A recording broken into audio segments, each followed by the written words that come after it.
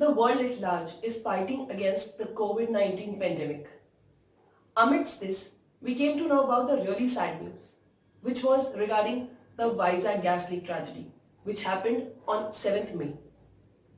Hello everybody, welcome back to my channel, The Law Talks with Deepika Vyas.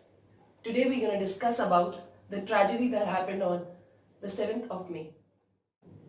Gopalapatnam नाम का एक thickly populated area था, जिस area में एक साउथ कोरियन कंपनी का केमिकल प्लांट था। उस साउथ कोरियन कंपनी का नाम था एलजी पॉलीमर्स प्राइवेट लिमिटेड। इस कंपनी के जो केमिकल प्लांट था उसमें लॉकडाउन के चलते हेवी प्रेशर बिल्डअप होने के कारण स्टायरन गैस लीक हो गई, जिसकी वजह से गोपालपट्टनम नाम का एक थिकली पॉपुलेटेड एरिया था, उसमें करीबन 12 लोगों की डेथ हुई और कई हजारों लोग इंजर्ड हुए। और साथ ही इसने एक ह्यूज डैमेज क्रिएट किया for the environment, which includes damage to the flora and fauna of the locality. 8 मई को एनजीटी ने इस केस का सुओ मोटो कॉग्निजेंस लिया after reading the reports in the media and everywhere. उसके बाद NGT ने इमीडिएटली डायरेक्ट किया एलजी पॉलीमर्स को कि वो 50 करोड़ रुपीस सबमिट करे, डिपॉजिट करे with the collector of that place, so that जो भी कंपनसेशन टिल डेट हुआ है आइदर टू द एनवायरमेंट और टू द पीपल जो उस इंसिडेंट के कारण इंजर्ड हुए हैं, उनके लिए अ काइंड ऑफ कंपनसेशन वो क्रिएट कर सके। उसके बाद एनजीटी ने एक कमेटी कंस्टिट्यूट करी। ये कमेटी में high court of Andhra Pradesh के रिटायर्ड जजेस थे। इस कमेटी के 3 मेन ऑब्जेक्टिव थे।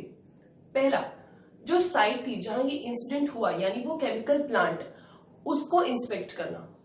दूसरी चीज कि ये ऐसे फैक्टर्स बताना जिसके कारण ये इंसिडेंट हुआ। और तीसरा, डिटरमाइन करना कि व्हाट वाज द एक्चुअल और what are the actual loss that has been caused by the tragedy. So ये 3 काम थे उस कमेटी के। So the Vizag gas leak tragedy is somewhat similar to the Bhopal gas leak tragedy, which happened in the year 1984. दोनों ही cases में एक dangerous substance था और वो डेंजरस सब्सटेंस अपने प्रेमाइसेस से लीक हो गया। लीक होने की वजह से it caused wide spread destruction and damage and loss to the property, people and the environment at large. However, Bhopal gas leak tragedy में सुप्रीम कोर्ट ने जो कि कंपनी थी उन्हें एब्सोल्युटली लायबल डिक्लेयर किया।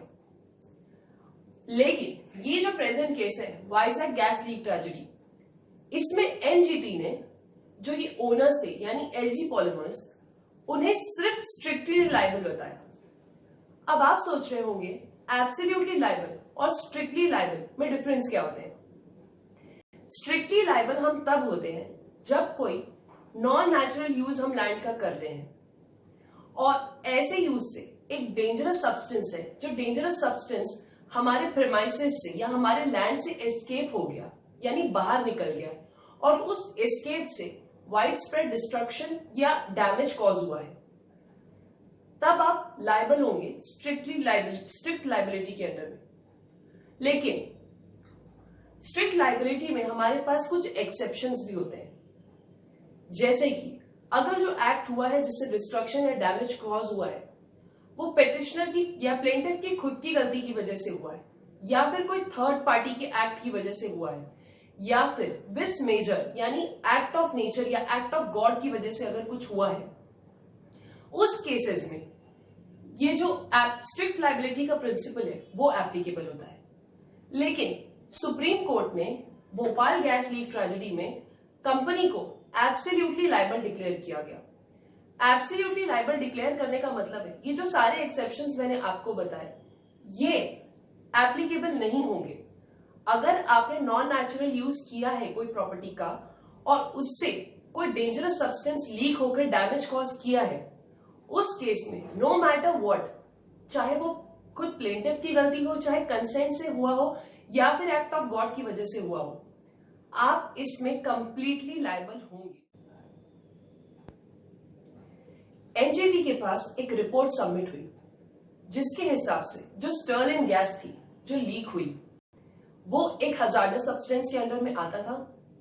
सेकेंडली, जो एलजी पॉलीमर्स थे वो नेग्लिजेंटली एक्ट किए। रीजन बीइंग, जो उनके एनवायरमेंट क्लियरेंस फंक्शन थे वो प्रॉपरली फंक्शन ही नहीं कर रहे थे, उन्हें अपडेट ही नहीं किया गया था सिंस 1997 टू 2019। फिर इस इमीडिएट लॉकडाउन की वजह से जो फैक्ट्री थी वो भी लॉकडाउन थी और उस लॉकडाउन के चलते जो वॉल्स थे कंपनी के वॉल्स थे प्लांट के वो वर्क नहीं कर रहे थे और जब ये वर्क करना बंद कर दिए तब एक प्रेशर बिल्डअप हुआ which pressure resulted in the leakage of this styrene gas and which caused such huge widespread destruction. So that was my part of information. I hope this information was useful for you. And if you liked my video, then please share it and subscribe to my channel and press the bell icon so that you can get all the notification of my latest video. Thanks for watching.